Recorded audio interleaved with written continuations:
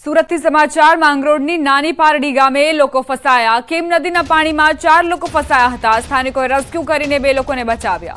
મંદિરના પૂજારી અને મહિલાનું એસડીઆરએફે રેસ્ક્યુ કર્યું। સવારથી કેમ નદીના પાણી ફરી વળતા લોકો ફસાઈ ગયા હતા। ધસમસતા પ્રવાહમાં એસડીઆરએફ તેમજ સ્થાનિકોએ દિલધડક રેસ્ક્યુ કર્યું અને આ લોકોને 4 લોકોને બચાવી લીધા। માંગરોળની નાની પારડી ગામની આ ઘટના છે। કેમ નદીના પાણીમાં 4 લોકો અચાનક જ ફસાઈ ગયા હતા।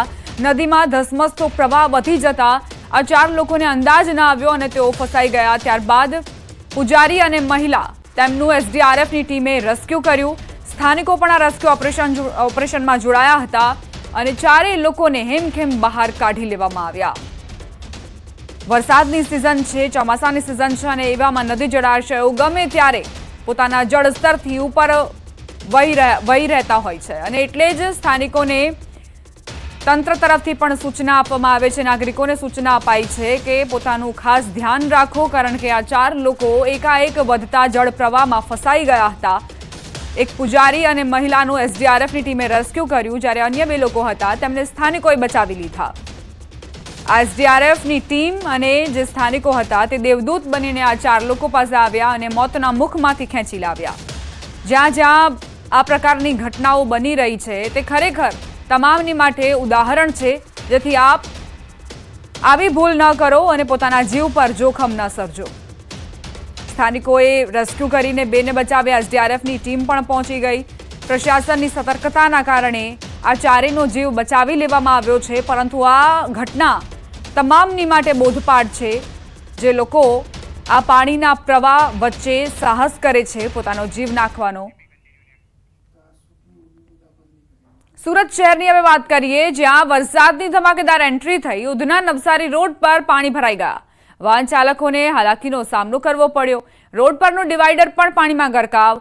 વાહન ચાલકોને બીઆરટીએસ રૂટનો સહારો લેવો પડ્યો। રોડ પર દર વર્ષે પાણી ભરાવાની સમસ્યા સર્જાય છે। મહાનગરપાલિકાની પ્રી મોન્સૂનની કામગીરી સામે પણ સવાલ ઉઠી રહ્યા છે।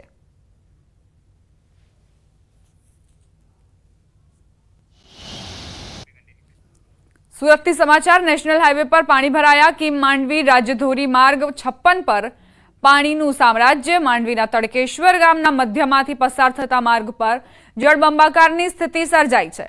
માર્ગ પર પાણી ફરી વળતા અનેક લોકો અટવાયા। અવરજવર માટે રાજ્યધોરી માર્ગ બંધ કરવાની ફરજ પડી। ભાવનગર જિલ્લાના ગારિયાધાર પંથકમાં સિંહે રોડ પર લટાર મારી। ગારિયાધારના લુવારા ગામ નજીક શેત્રુંજી નદીના પટમાં સિંહ રોડ ક્રોસ કરતો જોવા મળ્યો। સ્થાનિકોએ સિંહનો વિડીયો કેમેરામાં કેદ કર્યો। સિંહની રોડ પર લટારથી વાહન ચાલકો રોડ પર અટવાયા। સિંહોની લટારનો અદ્ભુત વિડીયો સોશિયલ મીડિયામાં વાયરલ થયો છે। વલસાડ જિલ્લામાં સાર્વત્રિક વરસાદી માહોલ। આજે સવારથી જ તમામ તાલુકાઓમાં સરેરાશ 1 ઇંચથી વધુ વરસાદ ખાબક્યો। ઉમરગામ સંજાણમાં વરસાદથી રસ્તાઓ પર પાણી ભરાયા। વાહન ચાલકોને અને રાહદારીઓને પરેશાનીનો સામનો કરવો પડ્યો।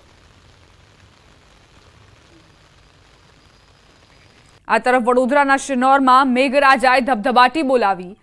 સાધલી અને પોરને જોડતા મુખ્ય માર્ગ પર પાણી ભરાયા। માર્ગ પર નદી વહેતી હોય તેવા દ્રશ્યો સર્જાયા। પાણી ભરાતા વાહન ચાલકો મુશ્કેલીમાં મુકાયા। માર્ગ પર ભરાયેલા પાણીના કારણે નોકરિયાતો અટવાયા। ભૂખી નદીના પાણી સાધલી પોરને જોડતા માર્ગ પર ફરી વળ્યા અને 2.5 ફૂટ જેટલા પાણીમાંથી રાહદારીઓ જીવના જોખમે પસાર થતા જોવા મળ્યા।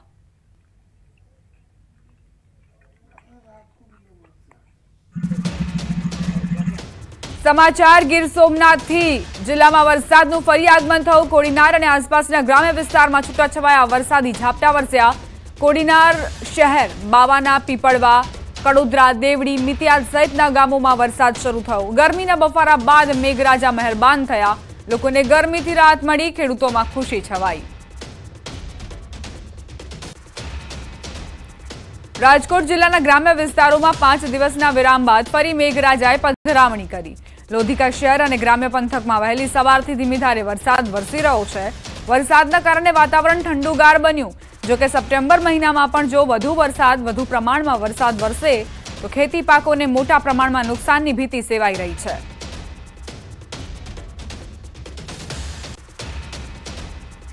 બનાસકાંઠાના મુખ્ય મથક પાલનપુરમાં ધોધમાર વરસાદ પડ્યો। વરસાદના કારણે પાલનપુર અંબાજી મુખ્ય હાઈવે ઉપર ઢીંચણસમાં પાણી ભરાયા, જેને લઈને વાહન ચાલકો મુશ્કેલીમાં મુકાયા। હાઈવે ઉપર પાણી ભરાતા વાહન ચાલકો પાણીમાંથી પસાર થવા મજબૂર બન્યા, જેને લઈને અનેક વાહનો બંધ પડી રહ્યા છે। પાલનપુરથી અંબાજી અને વડગામ તરફ જતા આ મુખ્ય હાઈવે ઉપર રોજના હજારો વાહનો પસાર થઈ રહ્યા છે। જો કે દર વર્ષે આ હાઈવે ઉપર આ જ પરિસ્થિતિ સર્જાતા સ્થાનિકો અને વાહન ચાલકોમાં ભારે રોષ વ્યાપ્યો। વાહન ચાલકોએ હાઈવે ઉપર ભરાયેલ પાણીના નિકાલની માંગ કરી। હું હનુમાન ટેકરી વિસ્તારમાંથી આવું છું। અહીંયા અમે દેખીએ છીએ છેલ્લા કેટલાક 4 મહિનાથી તો વરસાદની સિઝનના અંદર સાહેબ અંબાજી નેશનલ હાઈવે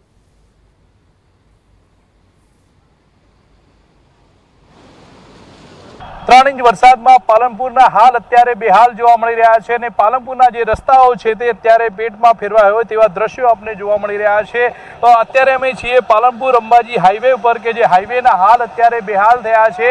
2 કલાકમાં જે 3 ઇંચ વરસાદ પાલનપુરમાં જે ખાબક્યો છે તેના લીધે ઠેર ઠેર પાણી ભરાવાના દ્રશ્યો સામે આવ્યા છે। ગણેશપુરામાં મકાનોમાં પણ પાણી ઘૂસ્યા હતા, તો પાલનપુર ગઠામણ રોડ પર પણ પાણી ભરાયા હતા અને અત્યારે આ જે પાલનપુરથી અંબાજીને જોડતો જે મુખ્ય હાઈવે છે તે મુખ્ય હાઈવે પર જ કુંટણસમાં પાણી ભરાઈ જતા અત્યારે વાહન ચાલકો મુશ્કેલીમાં મુકાયા છે અને જે નાના વાહનો છે તે અત્યારે અહીંથી નીકળી નથી શકતા। મુખ્યત્વે અહીંથી બાઇકો વહેલી સવારે નીકળતા હોય છે, પરંતુ આ રસ્તો બંધ અત્યારે પાણી ભરાઈ જવાના લીધે અત્યારે જે નાના બાઇક ચાલકો જે છે તે અત્યારે નીકળી નથી શકતા અને જે ગાડીઓ છે તે પણ મુશ્કેલીનો સામનો જે છે તે અત્યારે કરી રહી છે। ખાસ કરીને 3 ઇંચ વરસાદમાં જ પાલનપુરના હાલ બેહાલ થયા છે અને વાત કરીએ વડગામની તો વડગામમાં પણ 6 કલાકની અંદર 7 ઇંચ જેટલો વરસાદ ખાબકતા પાલનપુર વડગામ હાઈવે પર પણ પાણી ભરાવાથી વાહન ચાલકો મુશ્કેલીમાં મુકાયા છે। કિશોર તુવર, ન્યૂઝ 18 ગુજરાતી, બનાસકાંઠા।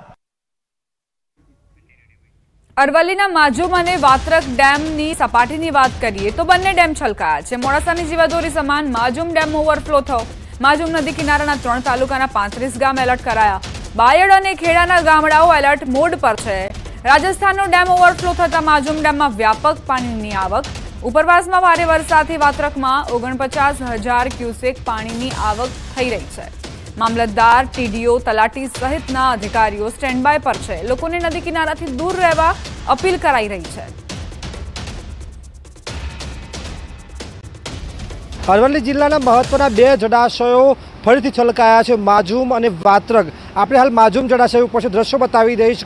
જે પ્રકારે દ્રશ્યો જોવા મળી રહ્યા છે, ખેડૂતોને સુકૂન આપી રહેલા આ દ્રશ્યો છે। ખાસ કરીને રાજસ્થાનમાં જે વરસાદ પડ્યો, રાજસ્થાનનો જે જળાશય ઓવરફ્લો થયો તેનું પાણી માજુમ જળાશયમાં રાત્રિ દરમિયાન આવ્યું છે, ત્યારે 6,800 ક્યુસેક પાણી રાત્રિ દરમિયાન 5 ગેટ ખોલવામાં આવ્યા હતા। હાલ દિવસ દરમિયાન 2 ગેટ ખોલી અને પાણી નદીમાં છોડવામાં આવી રહ્યું છે। ખાસ કરીને આ જ સ્થિતિ વાત્રક જળાશયની છે કે જ્યાં રાત્રિ દરમિયાન 49,000 ક્યુસેક પાણી છોડવામાં આવ્યું હતું નદીમાં અને 35થી વધુ ગામોને એલર્ટ કરવામાં આવ્યા હતા। જે ઉપરવાસમાં ભારે વરસાદ પડ્યો, મોડાસા તાલુકામાં 3 ઇંચ, બાયડમાં 4 ઇંચ, આ તમામ પાણી જળાશયોમાં એકત્ર થયું અને આ મહત્વના કહી શકાય તેવા જળાશયો છે, જિલ્લાના માટે જીવાદોરી સમાન જળાશયો છે। ત્યારે જળાશયો ફરીથી છલકાવાના કારણે ખેડૂતોમાં ખુશી છે। મોડાસા શહેરની પાણીની જે સમસ્યા છે તેનું નિવારણ આવ્યું છે, એટલે કે ખૂબ સારા સમાચાર જિલ્લા માટે જોવા મળી રહ્યા છે। Hardik Patel, news 18 Gujarati, માજુમ dam, Aravalli. અરવલ્લી જિલ્લાના મહત્વના અરવલ્લીના બાયડની કોંસના છાપરા નદી બંને કાંઠે વહેતી થઈ। બાયડમાં 4 ઇંચ વરસાદ બાદ નદીમાં ઘોડાપૂરની સ્થિતિ। ઉપરવાસમાં પાણી છોડાતા નદી ઉફાન પર જોવા મળી। નદી કિનારે નહીં જવા માટે પ્રશાસને લોકોને અપીલ કરી છે।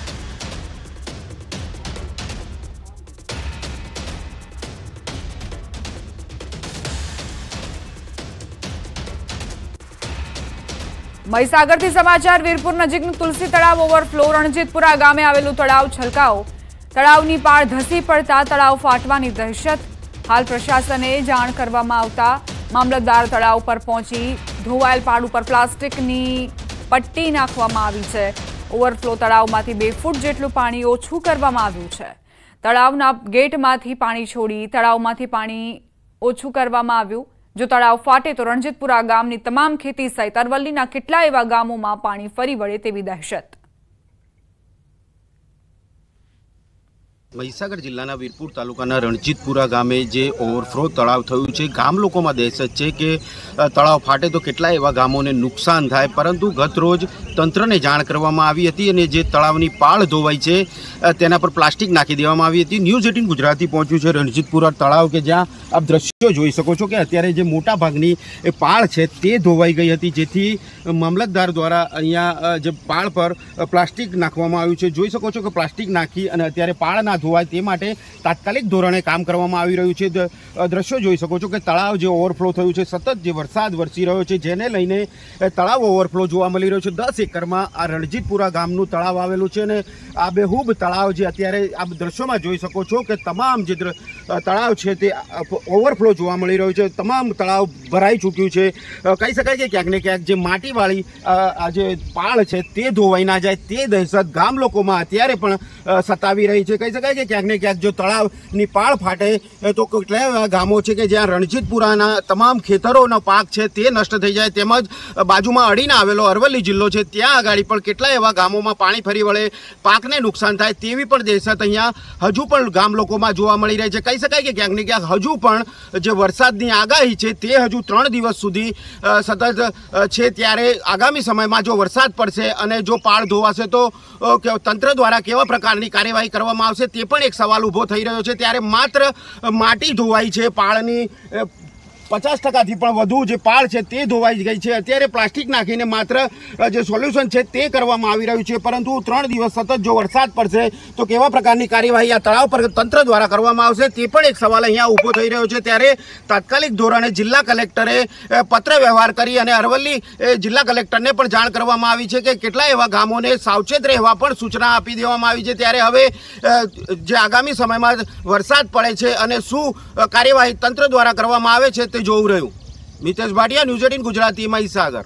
રણજીતપુરા કંપાનું જો આ તળાવ તૂટે તો આગળના જે છે ઓઢા ગામ બાયડને બહુ નુકસાન થાય એવું છે અને 75% ખેતીમાં કેવી નુકસાન થાય? ખેતીમાં બી 75% જમીનને ફૂલ નુકસાન થાય એવું છે અને 15 થી 20 કુવા આ ટૂંકમાં સરહદ ઉપર આવે છે જેનામાં ભારે નુકસાની થાય એવી છે। અહીંયા ગઈકાલે તાલપત્રી પાળ ઉપર પાથરી દીધી છે અને ઓગનમાં ઓવરફ્લો જે પાણી જતું હતું એ થોડું વધારે તળાવનું સ્તર નીચું જાય એના માટે કરીને થોડું ઓગન તોડવામાં આવ્યું 1.5 થી 2 ફૂટ કરીને અને પાણી ઓવરફ્લો બહાર કાઢવામાં આવ્યું। આના માટે આનું કાયમી સોલ્યુશન કાઢે એની કરીને એની પાછળ જો વોલ આવે, દિવાલ આવે, એની આગળ જો અંડર પિચિંગ થાય, આવું કાર્ય કરે ને અમે જે 1.5 થી 2 ફૂટ ઓગન નીચું ઉતાર્યું છે એના કારણે અમે શિયાળુ પાકમાં જે ખેડૂતો આ તળાવ ઉપર નિર્ભર છે એને પાછળના 2 પાણીની ખેંચ પડે છે।